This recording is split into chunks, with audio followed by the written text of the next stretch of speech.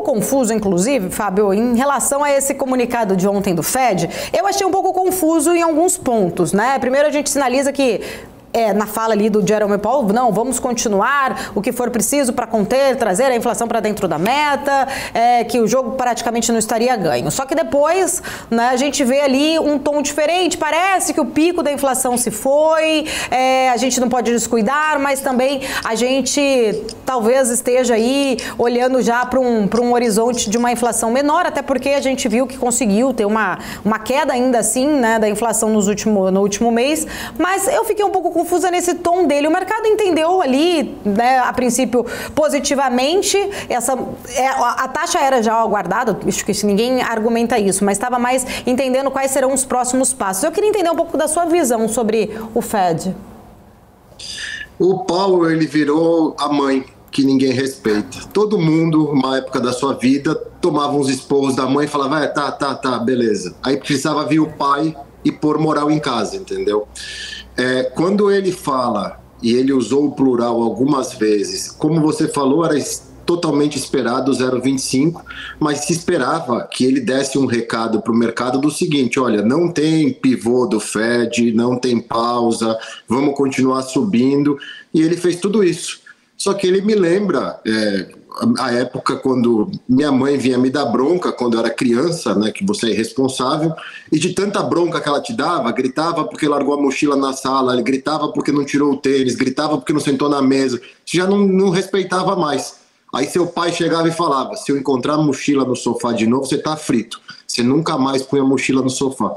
Quem que vai ser o pai? Porque o Powell não tem mais moral nenhuma, mesmo avisando, olha, os juros irão subir, como você mesmo falou, ele falou algumas vezes, a gente vê os baldes de inflação e aqui eles dividem a inflação em 3 baldes. Inflação de produtos, esse já está resolvido porque cadeias de produção normalizam, a deflação já é vista nitidamente lá. A inflação dentro de casa, dado os números do mercado imobiliário, sabemos que em algum momento daqui para frente, no curto prazo, vamos ver ela deflacionária. Porém, a inflação de serviços, que tem tentáculos, ele citou 7 braços ontem, a gente não consegue enxergar ainda nada, vamos continuar fazendo, porque o mercado de trabalho está muito apertado. Apertado no sentido de desemprego muito baixo, e ontem o JOLTS, que é os vagas em abertos, o esperado era uma diminuição e apareceram mais quase 600 mil vagas em abertas. Para ter uma ideia, nos Estados Unidos, nos últimos 3 meses, foram criados quase que 750 mil novos postos de trabalho. Ou seja, ele fala, olha, eu vou ter que continuar subindo, e agora no plural. E o mercado não está nem aí. A bolsa dispara, o mercado fala, Powell, você está que nem minha mãe, velho, eu quero que você se dane.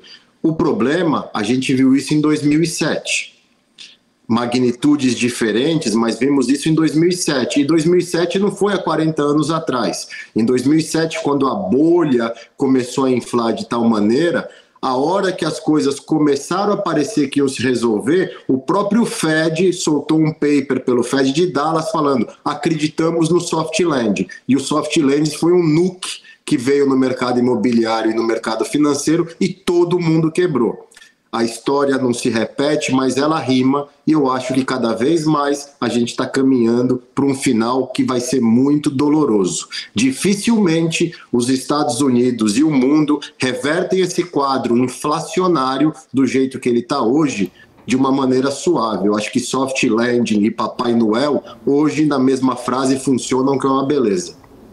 Eu ia até justamente perguntar isso agora, Fábio. Se você era da turma do que acreditava que vai ter o soft landing, ou se isso você acha que é só maneira ali de tratar do assunto ali, né, de uma forma para não criar aí talvez de repente uma expectativa pior, né, ou ruim em relação a essa questão do juro, porque querendo ou não, trazer essa inflação de 8,6, não lembro agora de cabeça, 8 ponto alguma coisa, para 2, que é a meta, é um processo que não vai acontecer tão rápido assim. Então eu queria entender, você já falou mais ou menos um pouco que é meio acreditar em Papai Noel, mas por que tem tanta gente que ainda acredita então que a economia americana vai conseguir fazer esse pouso suave?